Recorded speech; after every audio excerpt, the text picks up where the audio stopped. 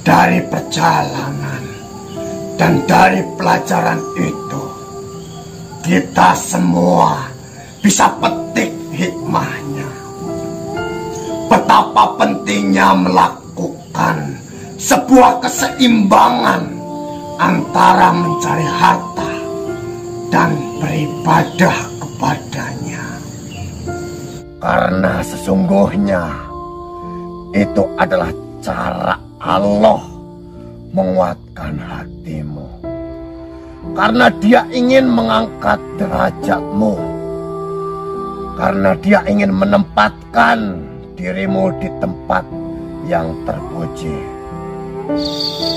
Kita tidak dapat mendapatkan itu semua lewat pengalaman indrawi. Tidak dapat melewati penalaran pikiran, tetapi hanya semata melewati kemurnian kolbu dan mendapatkan ilham atau limpahan nur yang diberikan oleh Tuhan sebagai pengalaman tasyif atau irfani. Allah meletakkan kebahagiaan itu di hati-hati orang yang bersyukur dan bersabar terhadap setiap ketetapannya.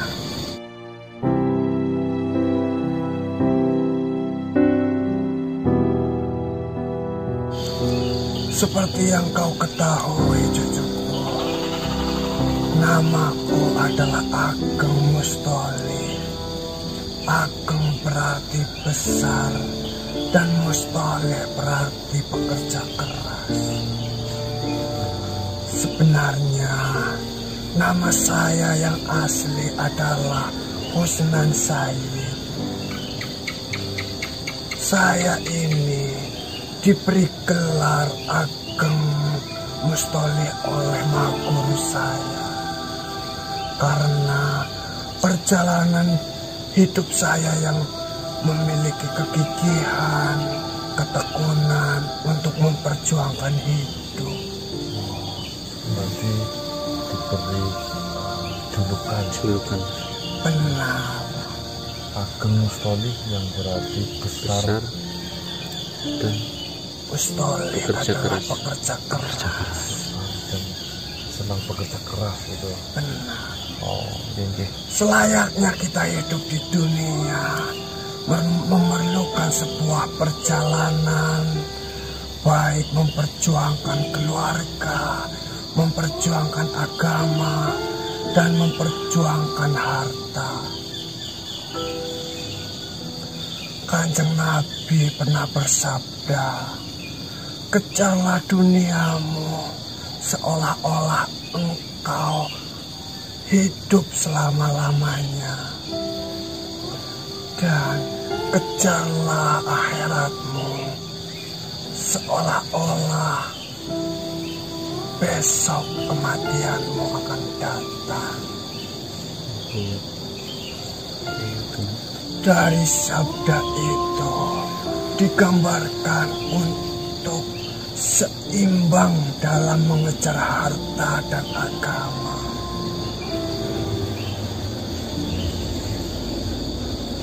Di usiamu yang masih amatlah sangat muda, janganlah engkau pernah salah gunakan, karena dalam hidup ini masa muda itu hanya datang satu kali.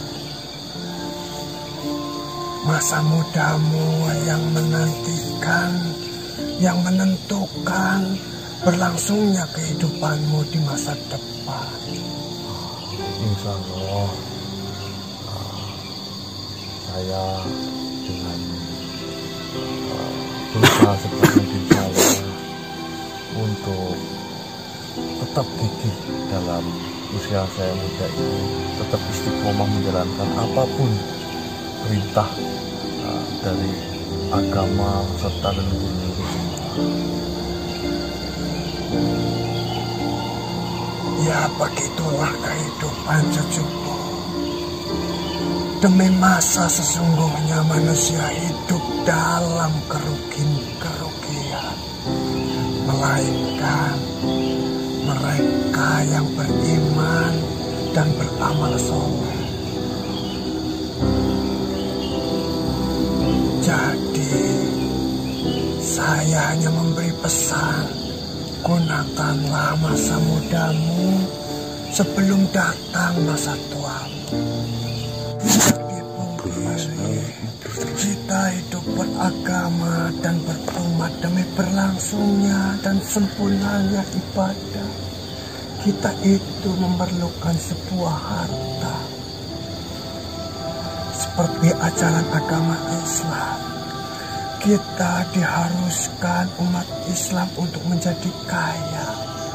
Akan tetapi Islam melaknat umatnya untuk menjadi budak dari harta. Jadi kita itu harus menjadi majikan dari harta yang kita miliki.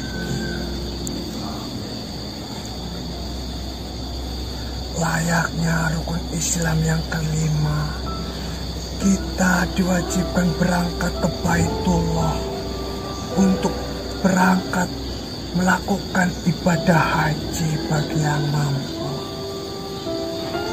Dari situ kita bisa petik pelajarannya, yaitu sempurnanya kita beragama, yaitu faktor penunjangnya adalah harta. Baik. Ya. Akan tetapi di sini harta itu bukanlah jaminan kebahagiaan di dunia dan di akhirat. Karena apa? Karena kalau kebahagiaan Allah Subhanahu wa Ta'ala letakkan pada harta, maka dunia ini yang bisa bahagia hanyalah orang-orang yang memiliki harta.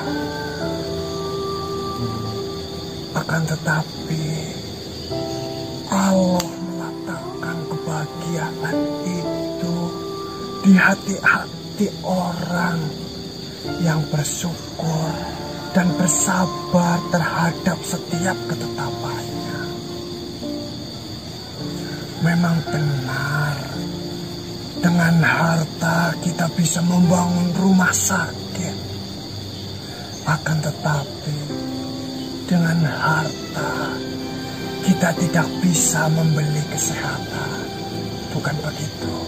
Ya. Iya benar. Ya, Ustaz. Dengan harta kita bisa membangun madrasah, kita bisa membangun masjid.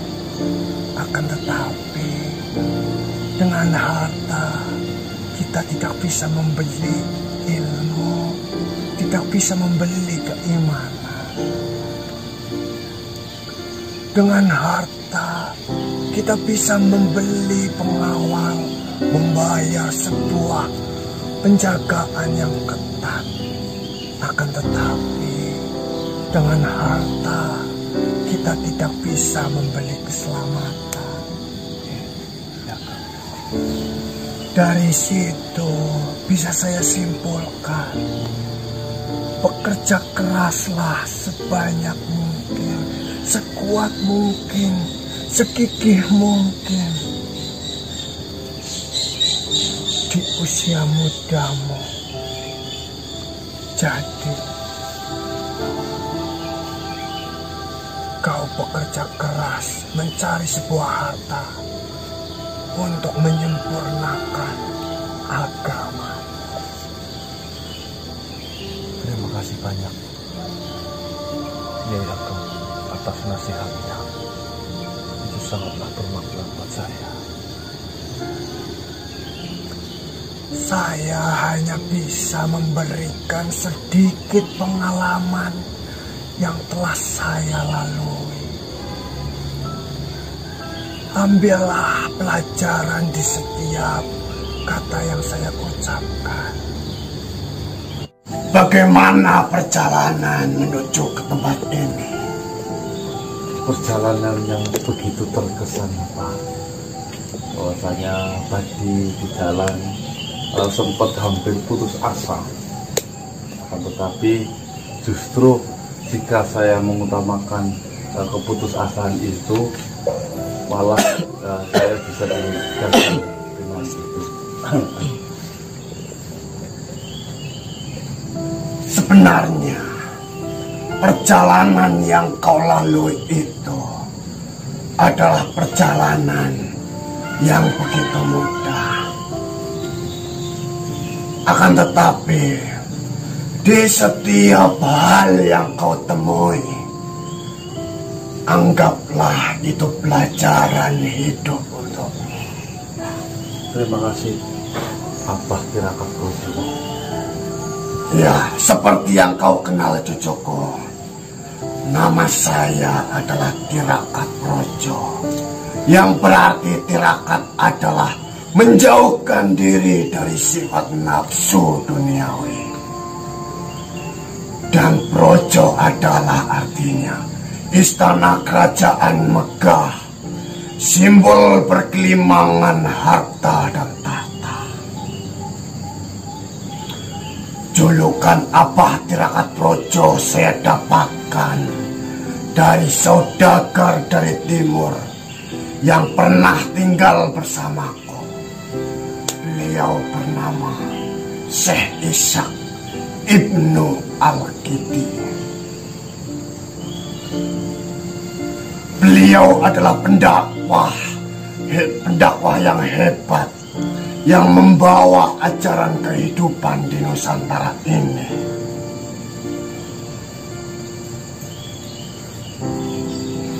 Apakah cucuku sudah bertemu dengan Kiai Ageng Mustoleh? Alhamdulillah, sudah. Tadi malam saya kepanggil dengan beliau.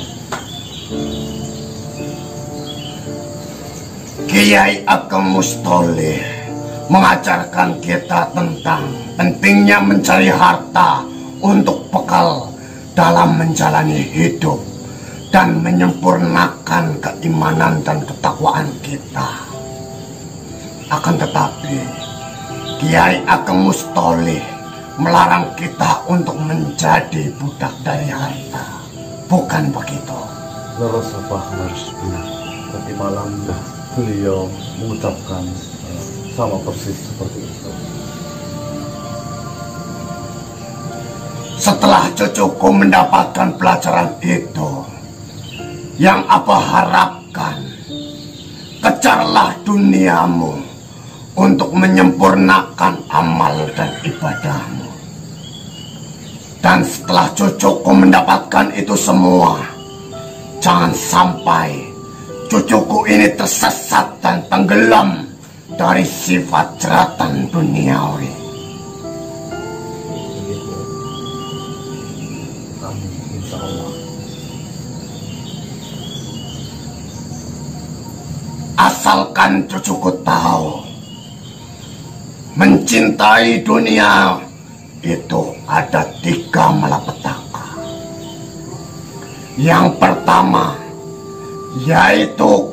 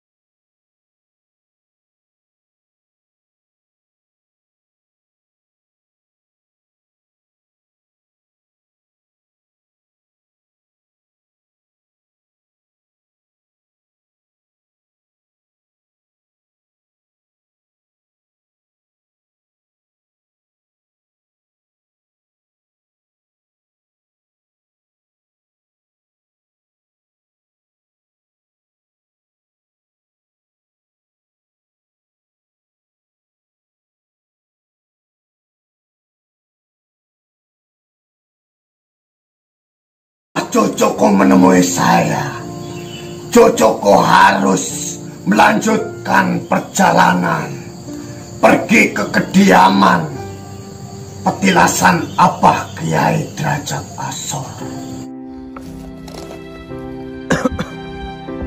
Sebenarnya yang terjadi kepada kedua temanmu itu, sayalah yang membuatnya. Saya sengaja ingin mengetahui seberapa gigihnya dirimu saat teman-temanmu meninggalkan dirimu. Dan saya menggunakan pikiran teman-temanmu itu agar mereka berdua mau meninggalkan.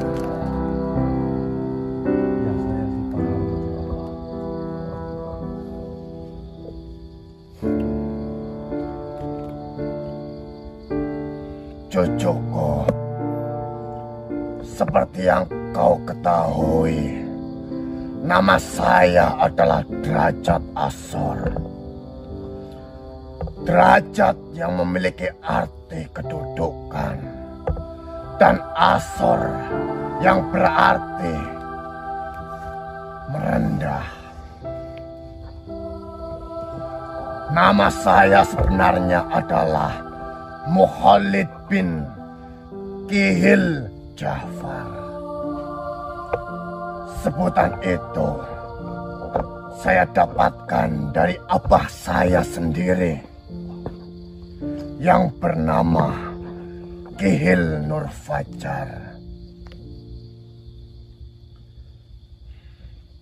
Beliau memberikan julukan itu ketika saya benar-benar merasakan kesedihan yang sangat amat mendalam, di mana waktu itu ujian silih berganti, cobaan datang menerpa hingga saya merasakan pedih yang sangat amat mendalam. Di mana ada suatu peristiwa Khalid Ali Jafar, putra sematawayang saya, melakukan sebuah dosa yang sangat besar, yaitu melakukan sebuah perzinahan. Seperti yang kau ketahui, di dalam Islam, zina itu adalah dosa yang sangat besar dan hukumannya adalah rajam atau dipenggal kepalanya.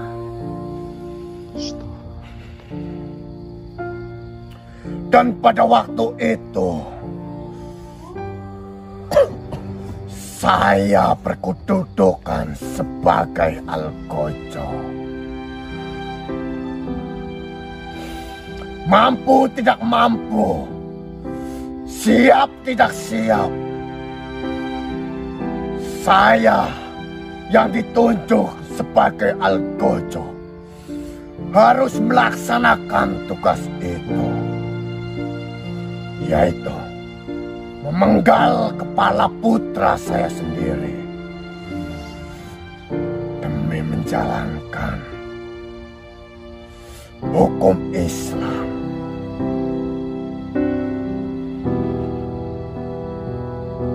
Subhanallah, subhanallah, subhanallah.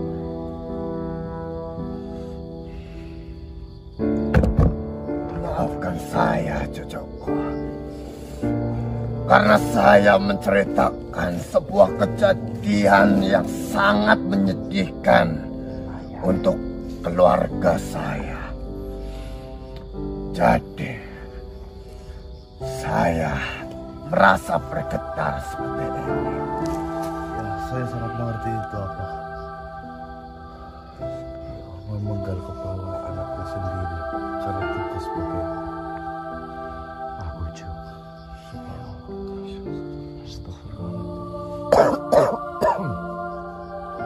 Saya demi menjalankan hukum Islam, saya rela melakukan itu semua.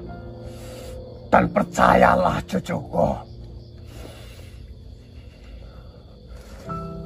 ketika kita didatangi sebuah cobaan dan ujian, sesungguhnya kita sedang diangkat derajatnya, dihadapkan kita kepada Allah Azza wa Jalla. Dan saya sudah membuktikan itu semua. Perlu kau ketahui cucuku, hidup selalu berdampingan dengan yang namanya sebuah ujian, dengan yang namanya sebuah masalah. Percayalah,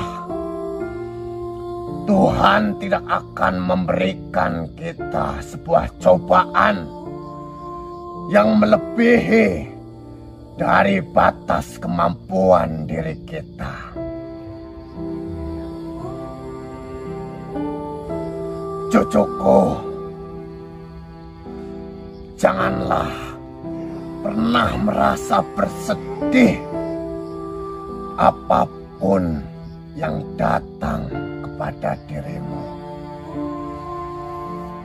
Janganlah pernah bersedih ketika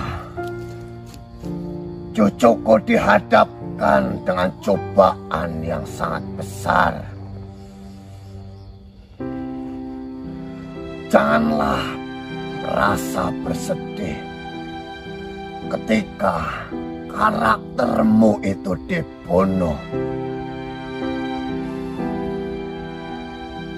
Janganlah pernah bersedih ketika cucu-cucuku ditinggalkan oleh sanak saudara, oleh kerabat-kerabatnya, oleh sahabat-sahabat terdekatnya. Karena sesungguhnya itu adalah cara Allah menguatkan hatimu. Karena Dia ingin mengangkat derajatmu. Karena Dia ingin menempatkan dirimu di tempat yang terpuji. Karena Allah akan memperlihatkan sebuah kejadian yang sangat besar. Memperlihatkan sesuatu yang belum pernah Ia lihatkan kepada manusia yang lain.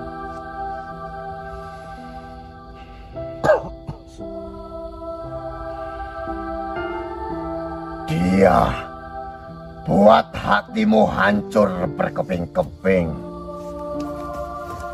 karena Allah menginginkan tidak ada lagi tempat makhluk di hatimu.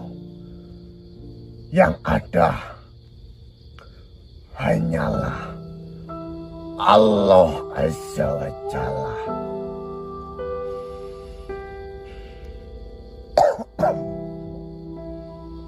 Dan pada saat itu mentalmu sudah kuat.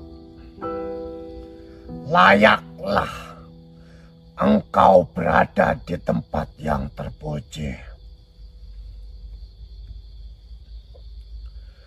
Kalau ada orang yang menyakitimu, janganlah kau berduka. Kalau ada tetangga, kerabat, kekasih, keluarga, bahkan kawan terdekatmu yang meninggalkan dirimu, janganlah dirimu berduka lara. Karena itu semua sebuah cobaan yang diberikan oleh Allah agar dirimu semakin diangkat derajatnya. Inna ma'al usri yusra wa inna ma'al usri yusra. Sesungguhnya sesudah kesulitan pasti akan ada kemudahan. Adanya cucuku bertemu dengan saya, tentunya sebelumnya dirimu sudah bertemu dengan Kiai Ageng Mustoleh. Beliau mengajarkan tentang pentingnya mencari harta untuk bekal hidup dan mati. Dan sesudah bertemu dengan beliau, cucuku bertemu dengan Abah Tirakat Brojo yang mengajarkan betapa pentingnya menjaga diri dari gemerlapnya duniawi ini. Dan setelah itu kau bisa melewati itu semua. Kau pasti akan mendapatkan ujian dan cobaan yang akan mengangkat derajat dirimu, cucuku. Setelah tempaan dari tempaan yang kau alami selama ini, setelah semua kejadian yang telah kau lalui, dan jangan lupakan, jangan pernah lupakan nama saya, Asor, yang berarti merendah. Jadi, setelah kau, cucuku, melewati semua ujian yang akan mengangkat derajat dirimu, merendahlah serendah-rendahnya agar tidak ada lagi yang bisa merendahkan dirimu.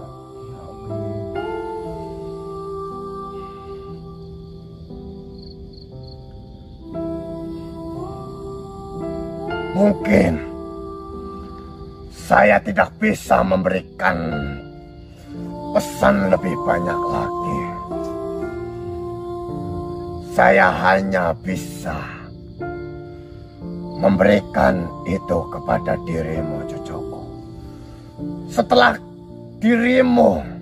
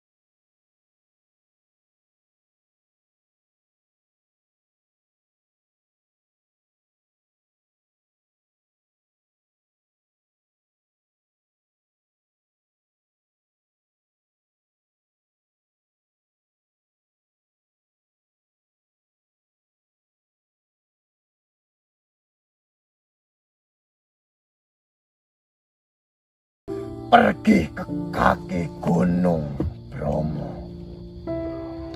dan bertemu dengan Pangeran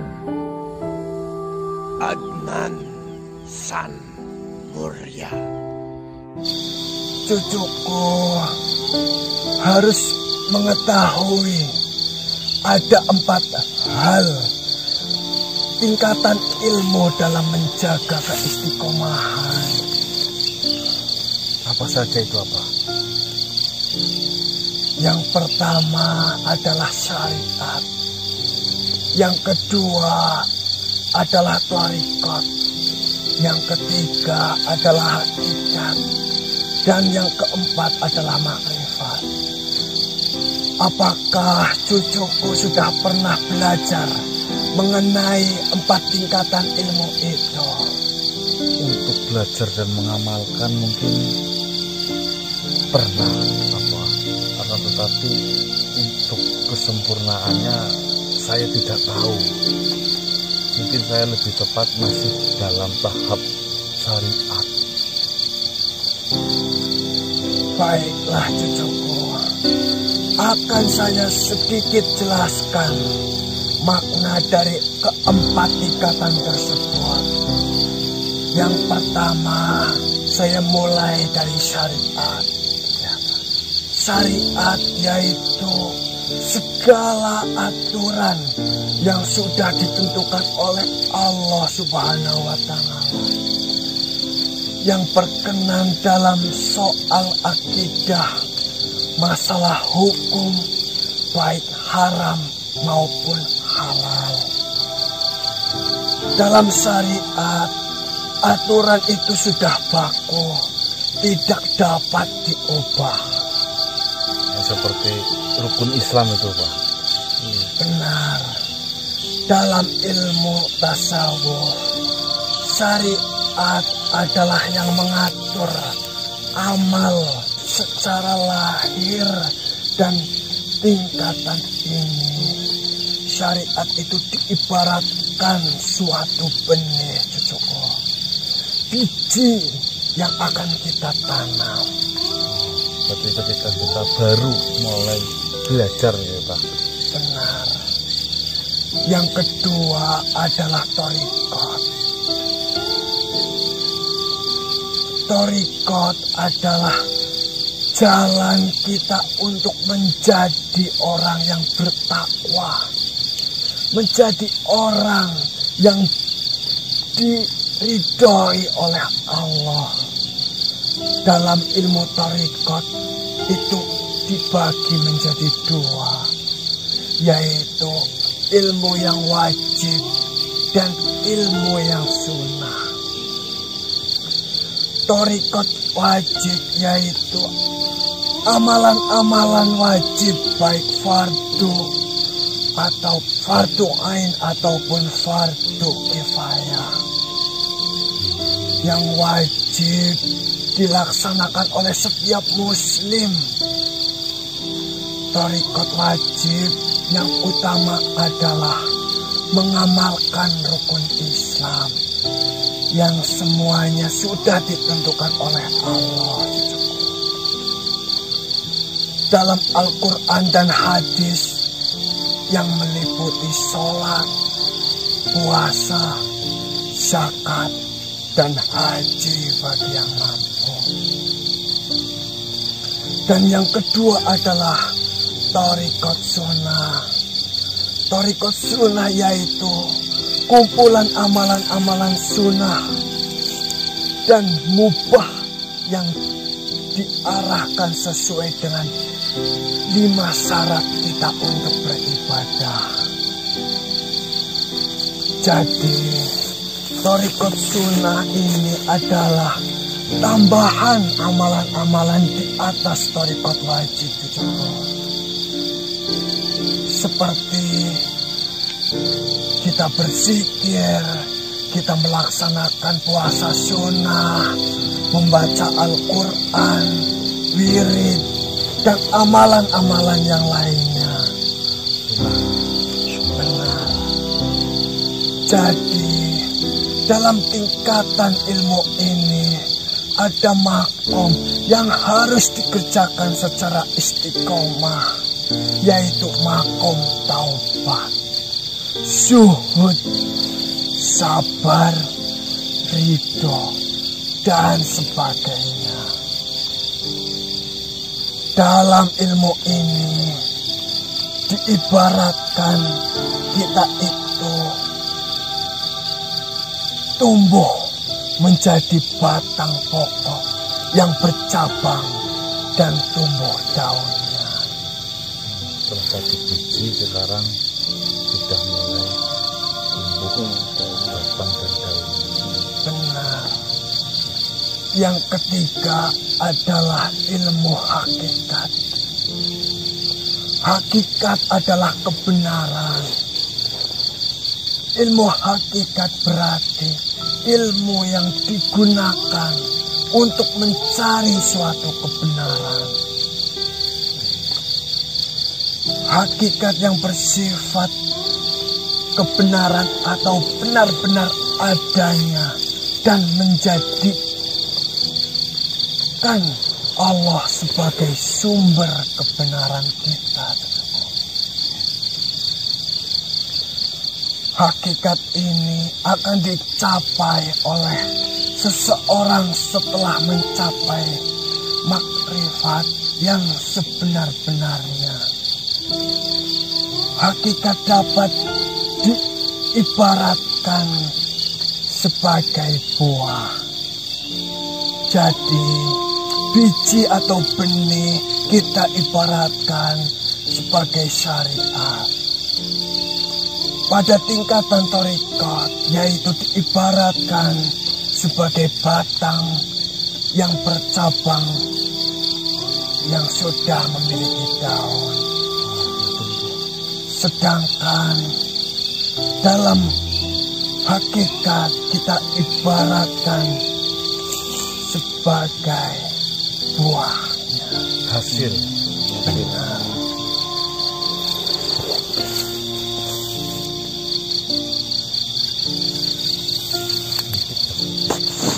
Jika pada tingkatan ini kita amalkan, akhlak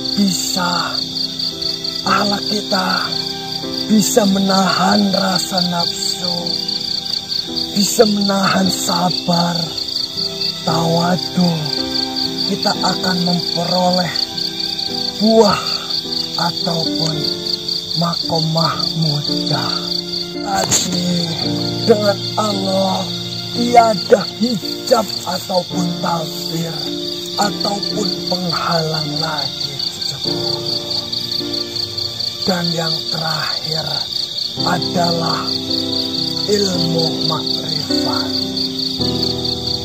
Makrifat adalah pengetahuan yang meyakinkan, yang hakiki, yang dibangun atas dasar keyakinan yang sempurna.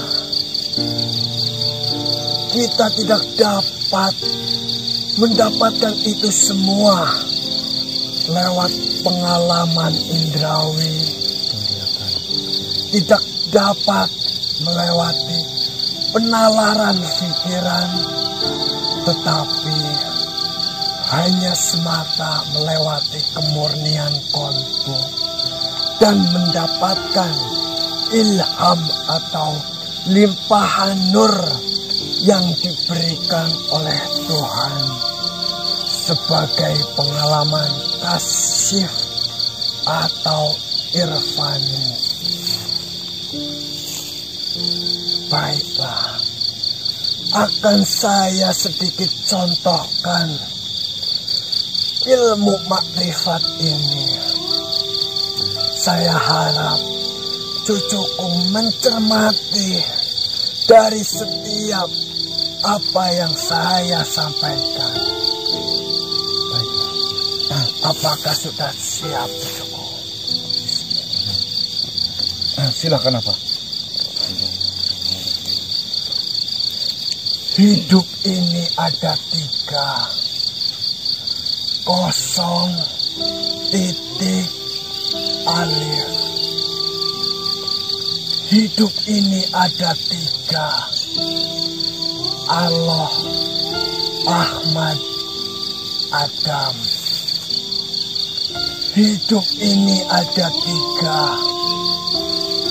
Allah, Nur Muhammad, Muhammad Sallallahu Alaihi Wasallam. Hidup ini ada tiga. Alif Allah, Alif Ahmad, Alif Adam. Hidup ini ada tiga. A, I, dan O. Hidup ini ada tiga. Zat, wujud, berubah. Hidup ini hanya ada tiga. Pencipta, pencipta yang tercipta, dan tercipta. La ilaha illallah Muhammad Rasulullah. Itulah dia sebagai yang membuka dan yang menutup.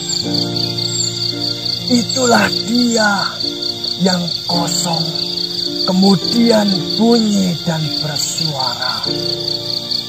Itulah dia yang kosong, buih, dan huruf.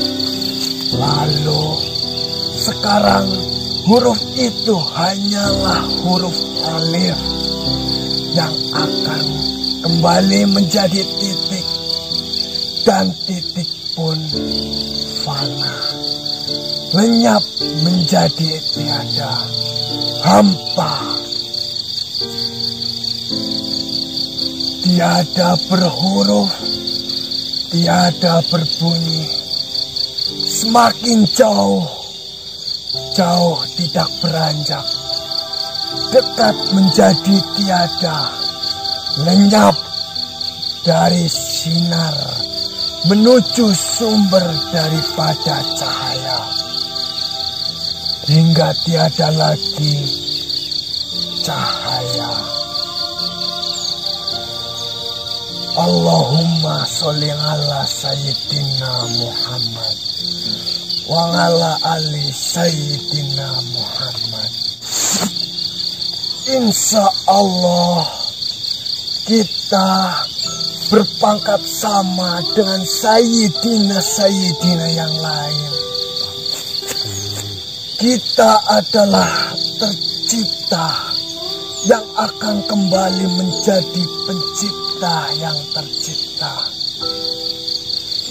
Berasal dari mani, kembali menjadi mani. Dan dialah yang ada, hanyalah yang maha ada. Itulah maha ada, yang tiada terbayang, yang tiada terjangkau dengan yang ada. Maha ada adalah segalanya. Allah, Allah, Allah. Hu, hu, hu. Ah, ah, ah. Kun, fayakun. Tiada, tiada, tiada. A, I, O adalah terjemahan dari alif Allah, alif Ahmad, dan alif Adam. A, I, O itu adalah huruf, yang karena huruf itulah menjadikan seluruh yang baik menjadi banyak. Yang karena huruf alif itulah menyebar dan membuat banyak sekali huruf-huruf yang lain. Maka kesimpulannya bahwa semuanya yang banyak akan kembali menjadi satu, yaitu Alif. Alif ketika berada di kepala, Alif ketika berada di kepala manusia, itu adalah zat Allah, atau bisa kita sebut Alif Allah. Alif ketika turun ke dada manusia, maka Alif itu disebut Alif Ahmad. Nyawa yang sudah bercampur dengan Nur Muhammad, yang sudah bercampur dengan jiwa, maka Alif Ahmad namanya. Kemudian turun lagi ke perut. Ketika zat Allah nafsu menzuhirkan dirinya menjadi jasad manusia, maka Alif itu disebut dengan Alif Adam. Maka lurus daripada dahi di tengah ke dada, kemudian sampai ke perut. Insya Allah, terutama lebih nampak daripada laki-laki, dikasih oleh Allah, yaitu kemaluan laki-laki, yaitu disebut Alif namanya. Maka ada 3 alif yang menopang kehidupan kita, yaitu Alif Allah, Alif Ahmad, dan Alif Adam. Maka pada saat kita mau kembali ke sakaratul maut, Alif Adam ini naik melebur ke dalam Alif Allah, ke dalam Alif Adam, ke dalam Alif Ahmad. Lalu Alif Ahmad pun melebur naik ke dalam Alif Allah dan zat Allah. Sehingga hakikat yang banyak itu hanya ada satu tapi tampak banyak. Itulah yang banyak lutfi jayahnya, tapi satu huruf yang menjadi inti, yaitu keadalah alif. Maka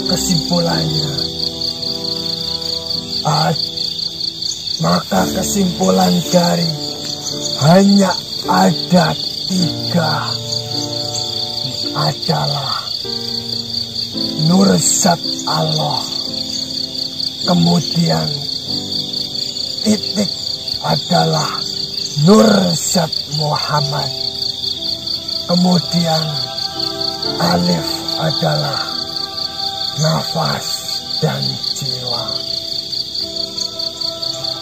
Mungkin saya akan jelaskan panjang lebar lagi cucuku, setelah cucuku mencermati semua apa yang saya ucapkan lagi.